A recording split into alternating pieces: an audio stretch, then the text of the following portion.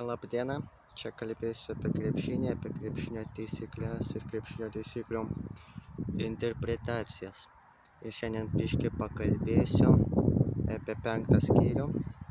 Jeigu žaidėjas meta 2 baudos metimus, vieną metė, pataikė, nepataikė, nesvarbu.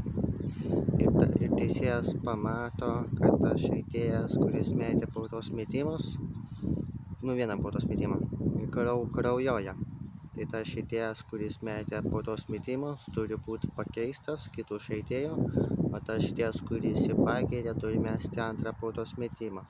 Tai varžovo komanda gali padaryti tik tai vieną keitimą, bet ne daugiau.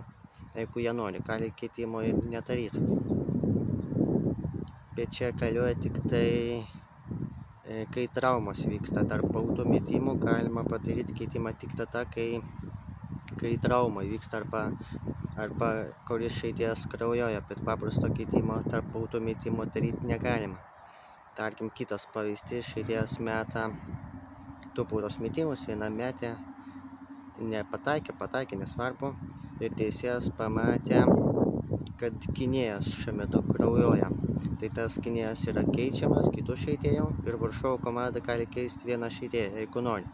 Gali išvis nekeisti žaidėjų, bet tik tai vieną žaidėją.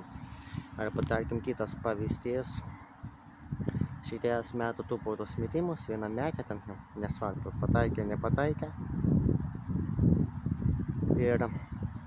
Ir teisėjas pamato, kad puolanti komanda 2 žaidėjai kraujuoja arba ten gavo traumas, nesvarbu.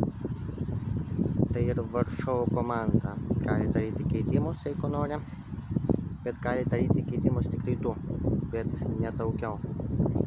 Gali daryti tik tai 2 keitimus, bet ne daugiau ir ne mažiau. Ir šiandien tiek, tik tai biškį norėjau šią temą pakalbėti. Viso.